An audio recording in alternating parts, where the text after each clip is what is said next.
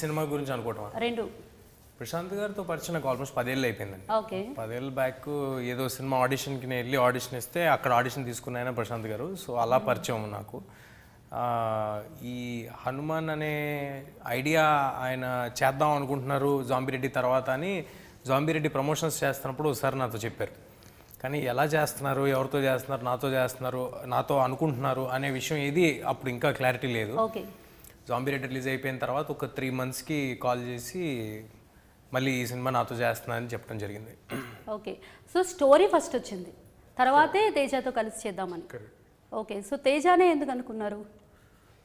ఈ సినిమా కోసం ఒక అండర్డాగ్ కావాలి, అందరికీ నచ్చిన అందరికీ ఇష్టమైన ఒక అండర్డాగ్ కావాలి. సో అండర్డాగ్ అంటే డాగ్ అనుకున్నారు, అది కాదండి.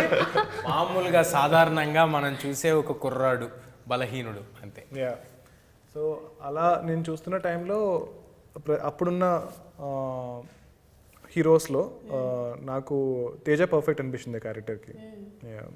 ఒక సాధారణ కుర్రాడికి సూపర్ పవర్స్ వస్తే ఎలా ఉంటుంది అనేది ఈ సినిమా స్టోరీ లైన్. సో మరి మీరు స్టోరీ మనకి ట్రైలర్లో కానీ మనకి ఫస్ట్ లైన్ వేశారు, అఖండ భారత ఇతిహాసాలు ప్రేరణగా తీసుకున్నామని.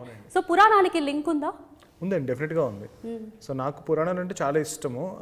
నేను చదువుకున్న స్కూల్ శాస్త్రీ శిశు మందిర్ అని చెప్పి అందులో మాకు నేర్పించేవారు.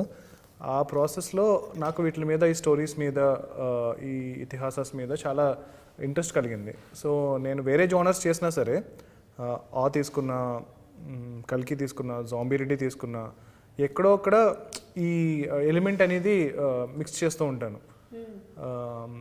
సో అందుకు ఈ పర్టికులర్ ఫిల్మ్ హనుమాన్ వచ్చేటప్పటికి ఇంకా ఫుల్ లెంత్ అనమాట, ఇంకా డైరెక్ట్గా సినిమానే దాని గురించి కాబట్టి. So we went full nuts.